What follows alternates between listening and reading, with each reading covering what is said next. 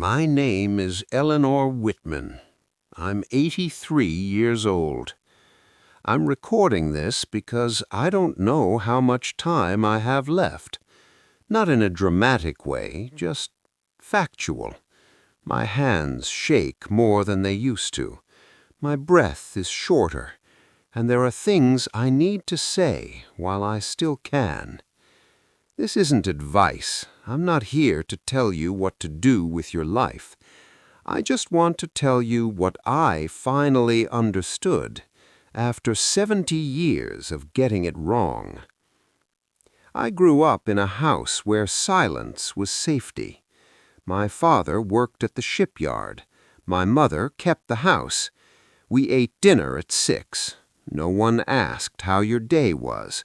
No one asked what you felt. You just existed, quietly, properly. And I thought that was normal. I thought that was love. When I was 22, I met a man named Peter. He worked at the library where I volunteered on Saturdays. He had dark hair and glasses that slipped down his nose when he read. He noticed me, really noticed me. One afternoon, he asked if I wanted to get coffee. I said yes. We sat in that cafe for 3 hours. He asked me questions no one had ever asked. What did I think about? What did I dream about? What scared me?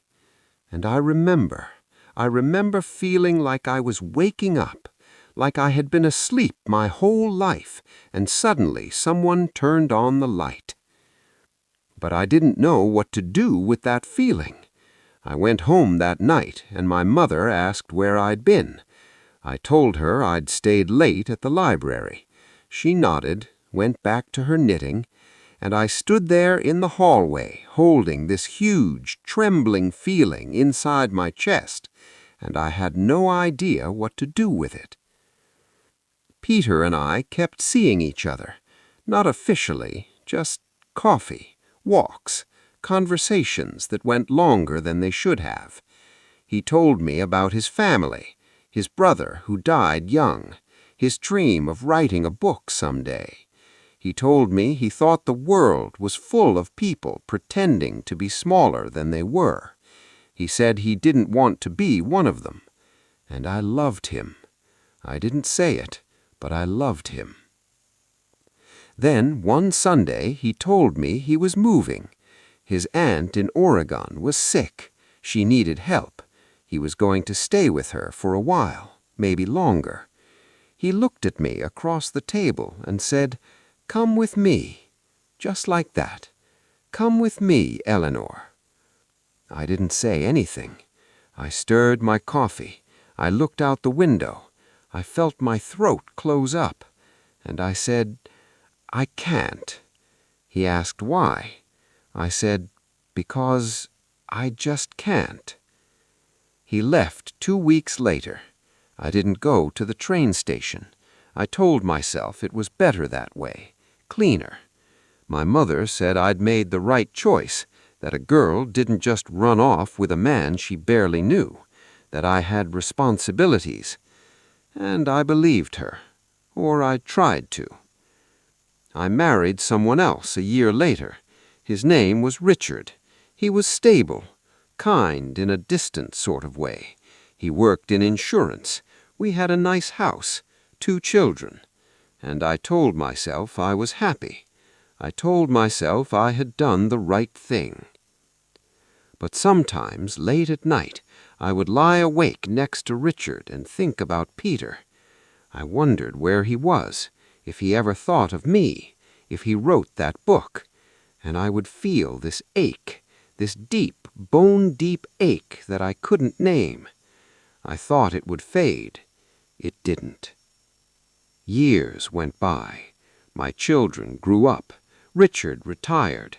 We moved to a smaller house by the coast, and I kept living, kept going through the motions, but I never felt awake again. Not the way I did in that cafe with Peter.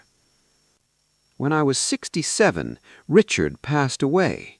It was sudden, a heart attack in the garden, And I grieved, I did. He was my husband, the father of my children. But after the funeral, after everyone left, I sat alone in our house, and I realized something. I had spent 40 years with a man I liked, but I had spent my whole life missing a man I loved. I tried to find Peter after that. I looked online. I asked old friends. I even hired someone to help me search. But I couldn't find him. Maybe he changed his name. Maybe he passed away. Maybe he just didn't want to be found. I'll never know.